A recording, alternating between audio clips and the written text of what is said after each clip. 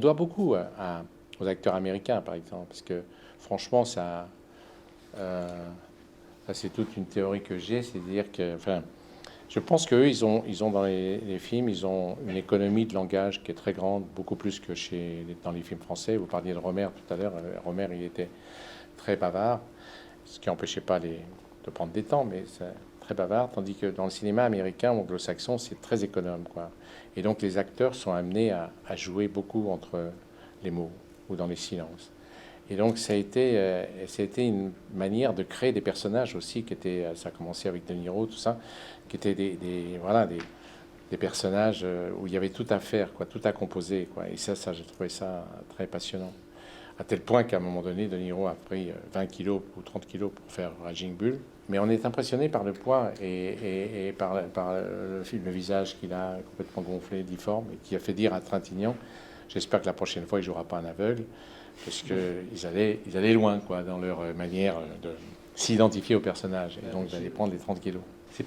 Quand je vois De Niro, et Dieu sait qu'on ne peut qu'être admiratif mais avec De Niro, mais quand on le voit prendre ses 30 kilos, moi j'ai l'impression d'être plus fasciné par le fait qu'il a pris 30 kilos que comment dire, ça perturbe ou ça parasite un peu le jeu. Et moi j'aime bien quand on arrive à nous faire croire à un personnage avec peu de choses, peu d'éléments, quoi, avec l'interprétation personnelle, naturelle. J'aime bien quand, à un moment donné, François Ozon, dans ce film-là, ah oui, il a disparu,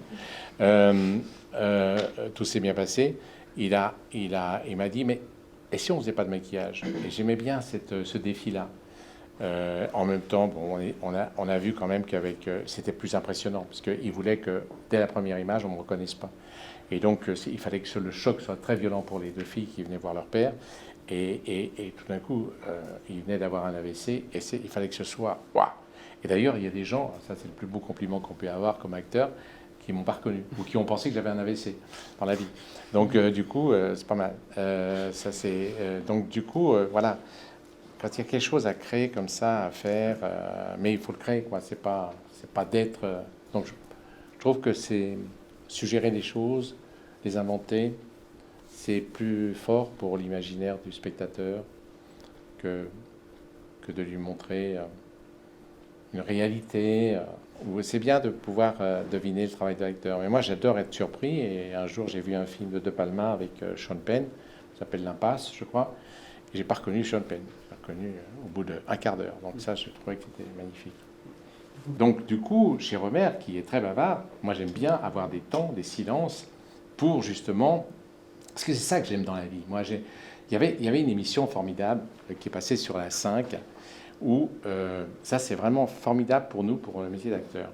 On interviewait une femme sur un événement qui s'était passé en 1945, où elle avait été témoin d'une colonne de prisonniers français surveillés par des Allemands, et tout d'un coup, un prisonnier français, je sais pas ce qu'il faisait, il n'obéissait pas aux ordres, et donc un officier allemand s'approche de lui et lui tire une balle dans la tête. Et donc, elle est interviewée, et donc elle raconte ce récit. C'est une dame qui est un peu impressionnée par la caméra, donc elle commence à aborder ce récit légèrement, comme ça, puis au moment où il y a cet acte très violent, où l'homme est tué, on sent sa voix qui se brise, c'est comme si le passé redevenait présent. On prend l'interview de cette femme, on la recopie, mot à mot, et on passe ça à un acteur et à un metteur en scène. Une actrice et un metteur en scène. Et après, on compare les deux. Donc l'actrice et le metteur en scène, avec les mêmes mots qu'a employé cette femme, reconstitue la scène. C'est notre travail. Et là, on voyait que l'actrice et le metteur en scène, parce qu'il raconte un événement dramatique, se mettait à être dramatique tout de suite. Mais c'est pas ça la vie. La vie, c'est totalement imprévisible, inattendu. Cette femme, elle commençait à sourire, et puis tout d'un coup, boum, l'émotion la gagnait. Mais voilà, c'est ça qui est intéressant. Il ne faut pas tomber dans la convention, quoi. Il ne faut pas tomber dans le convenu. Donc du coup, il faut se laisser habiter par un sentiment qui peut être tout à fait contraire au sentiment final que vous avez évoqué ou exprimé. Et voilà, c'est ça la vie. Elle surgit à certains moments, elle est imprévisible. Donc je raconte cet exemple, ça m'avait beaucoup frappé, parce que pour nous, acteurs, c'était vraiment une manière de voir un peu ce qu'on devait faire, quoi.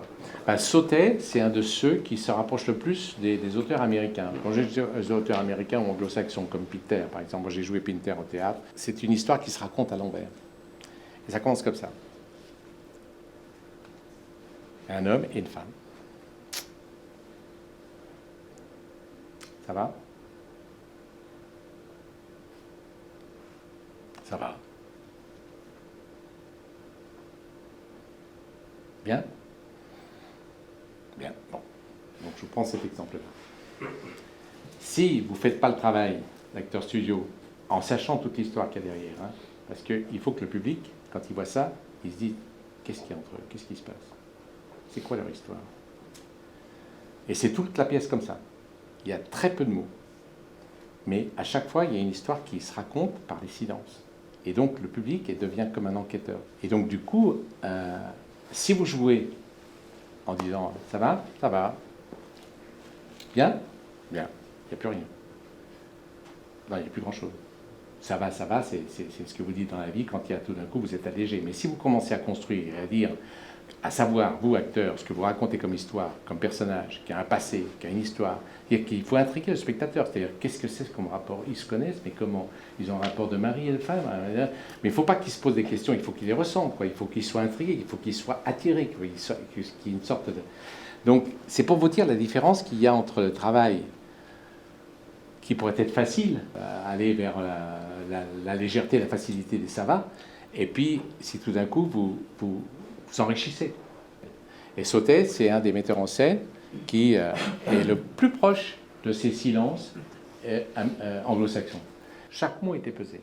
Chaque mot avait un poids, une importance, un sens voulu, recherché, etc. Et les silences qui l'entourent aussi. Donc, mais c'est bien de citer ces exemples parce qu'il n'y en a pas beaucoup de metteurs en scène français qui sont en effet plus proches de ça, parce que lui, c'était un homme, Sautet, qui racontait des films où ils étaient dans la vie de tous les jours, quoi. Donc il y avait des choses qui se passaient entre les personnages et où on était dans le quotidien, quoi. Donc dans le quotidien, on pouvait deviner, il fallait deviner ce qui se passait, ce qu'il y avait entre eux, ce qui ne se disait pas, le non-dit, quoi, voilà, qui était aussi important que le dit. Il y avait une phrase de Dubillard que j'aime beaucoup, qui peut vous servir dans la vie. Il faut se lancer dans le vide sans réfléchir. Si vous apercevez ensuite que vous avez oublié votre parachute, tant mieux. C'est alors que vous ferez vos preuves. C'est alors que vous ferez vos preuves. C'était ça la chute. Et donc voilà, le théâtre, ça ressemble à ça. Hein. C'est-à-dire que même si on a travaillé en amont, même si on connaît le texte, chaque soirée est tout à fait différente, parce qu'il peut y avoir... Ça m'est arrivé sur Trahison. Tout d'un coup, il y avait... on commence la pièce avec ces ça va, pas grand-chose, mais il faut que vraiment le public soit capté assez vite. Et il y avait une bagarre au fond de la salle. Et ça se battait tellement pour une question de place que j'ai dit, bon, on va arrêter, parce que et donc les gens étaient contents que j'arrête. Mais j'ai eu tort. Parce qu'en fait, je suis sorti du personnage, et donc après, pour repartir, les gens se disant, puisque notre métier c'est le naturel, mais presque, enfin de reconstituer ce naturel, ils se sont dit, mais c'est du lard ou du cochon, enfin c'est du vrai ou du papa, il peut sortir de... Tout ça pour dire que le théâtre, c'est quand même un saut dans le vide important, et la seule différence, puis on me demandait les différences, c'est qu'au théâtre, bon, il y a 800 personnes, il faut se faire entendre des 800 personnes, mais il ne faut pas pour autant brailler, quoi. Que moi, les acteurs qui parlent fort au théâtre, je les écoute moins que les acteurs qui sont vrais, et qui se font entendre des 800 personnes, certes, c'est important, mais qui sont soucieux d'abord de la vérité, quoi, des sentiments qu'ils éprouvent. Donc du coup, j'ai tendance à ne pas faire de différence entre le théâtre et le cinéma, sauf cette obligation technique de se faire entendre. Au cinéma, c'est confortable parce que vous avez le micro qui est là, vous avez la perche qui est là, vous avez la caméra qui est là, donc vous êtes comme chez vous, quoi. Mais disons, au théâtre, le travail est le même. Le travail au cinéma, au théâtre, au cinéma, vous êtes d'abord préoccupé par la vérité des sentiments que vous éprouvez et que vous allez devoir partager ou faire comprendre ou faire partager par les spectateurs. Quand je suis né, j'ai écouté la radio parce que la télévision est venue chez moi quand j'avais 13 ans. Donc la radio, j'ai beaucoup écouté la radio, et Orson Welles disait une chose importante. Il disait que la radio a ceci de supérieur au cinéma, c'est qu'à la radio, l'écran est plus large. Et c'est vrai que quand vous écoutez un reportage, moi c'est ce que j'écoutais, les sports, je sais pas, les arrivées du Tour de France, ou je sais pas, n'importe quoi, ou les interviews, j'imagine quoi. Donc j'aime bien le son parce qu'avec peu de choses, avec la voix simplement, on arrive à recréer tout un univers avec même si on n'a pas de bruitage, on peut faire croire à ce qui se passe, à une histoire complètement folle. J'aime bien la radio parce que un jour, je vous assure que si vous assistiez à un enregistrement radio, c'est exceptionnel. Hein, parce qu'avec un petit tas de boue comme ça, et puis une baguette en bois, puis un petit peu d'eau, vous arrivez à faire une inondation, un tremblement de terre. Hein. Et ils arrivent à reconstituer par le son tout un monde, tout un univers. Et je vous assure, à la Maison de la Radio, si vous avez l'occasion d'y aller et d'assister, ça c'est pas mal, parce qu'il n'y a pas quand même que l'image, il y a le son aussi, hein, ici, je sais pas.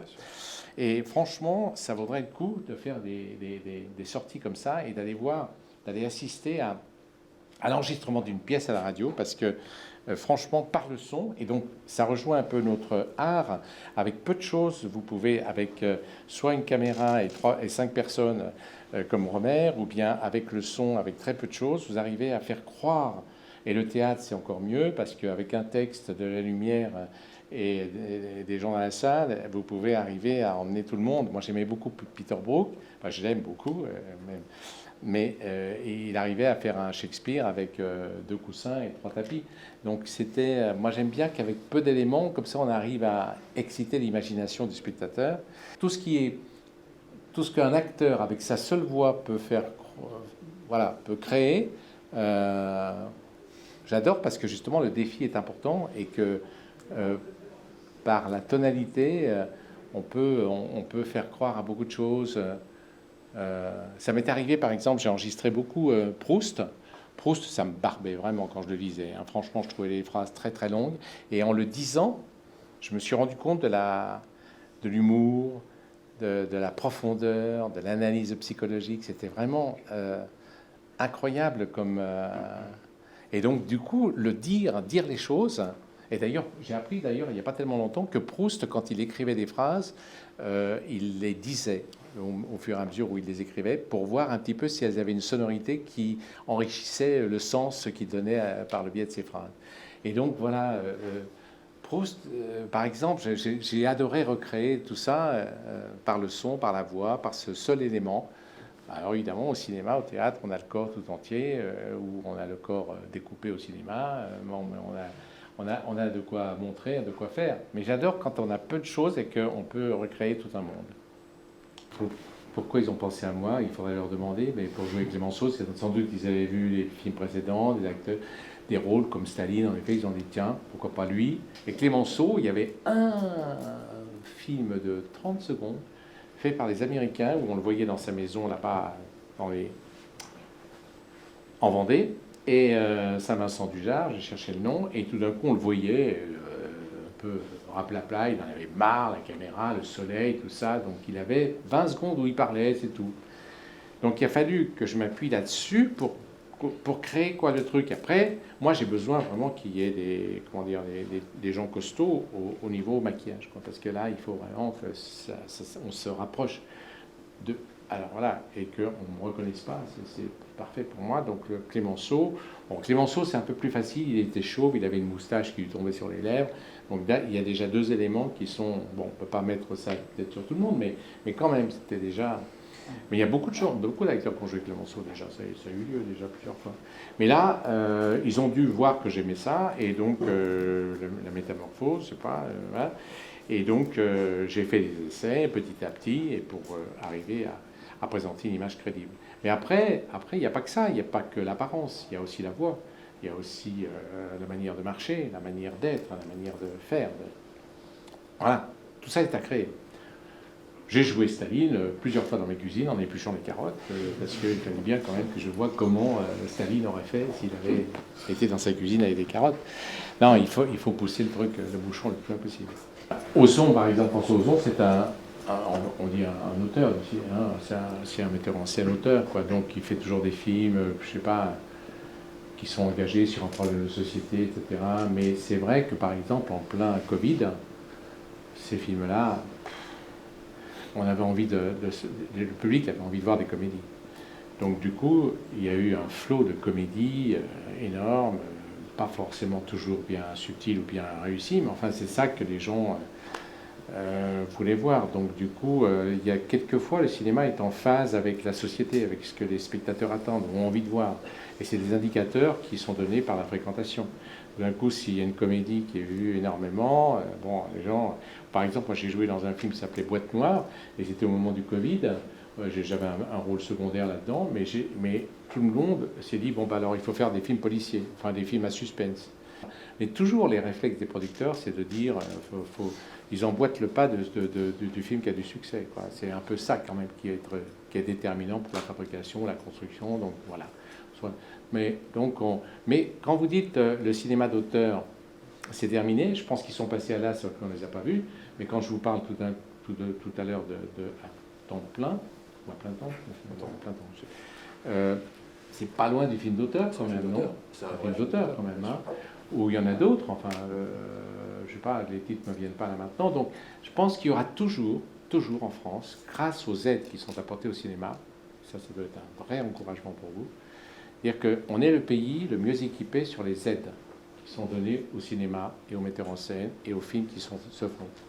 Vous avez l'avance sur recette, le CNC, vous avez les chaînes, vous avez Canal+, bon. Donc il y a beaucoup d'aides pour faire des films.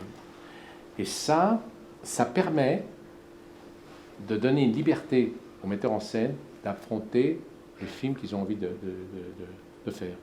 Le sujet qui leur plaît, qui leur passe dans la tête. Quand j'ai fait Tanguy, par exemple, quand j'ai lu le sujet, je me suis gonflé, Châtillès quand même. C'était pas une époque où l'enfant pouvait être martyrisé comme ça, c'était pas gagné d'avance. Hein. Et donc, et pourtant ça a plu, quoi. Ça a marché, ça a fonctionné. Le cinéma d'auteur, il n'y a pas de raison de pas classer. Voilà, Châtillès, il a une liberté qui fait qu'il va faire La vie est un long fleuve tranquille.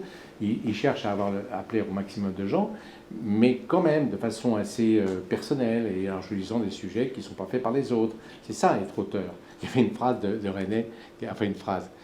Sa mère, un jour, dit à René, qui faisait des films quand même, vraiment, quelquefois, il fallait se prendre la tête un peu. Et sa mère lui dit un jour, mais découragé comme ça, puis voyant que ses films n'avaient pas... Elle dit, mais pourquoi tu ne fais pas des films comme les autres? Elle devait penser à, je sais pas, aux metteurs en scène qui avaient du succès à l'époque.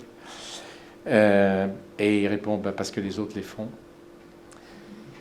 C'est la chute, hein, parce que les autres les font.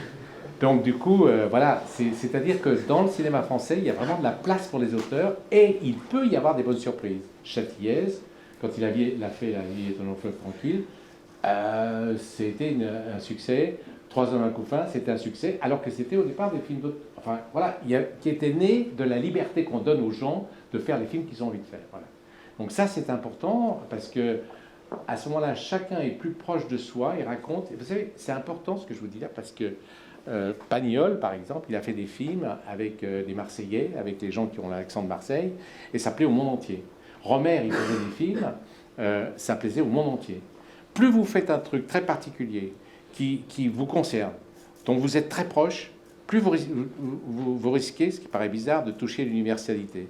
C'est-à-dire que Romer, un jour dans vos mariages, il y avait une musique sur laquelle on dansait, et le compositeur lui amène une musique qui était inspirée des rythmes anglo-saxons. Il dit non, je veux pas ça, je veux une musique comme on entendrait là, où ça se tournait au Mans, et donc comme on l'entendrait là aujourd'hui au Mans, etc. Donc il devait penser à des airs un peu français, un peu rock peut-être, mais qui n'est pas directement inspiré.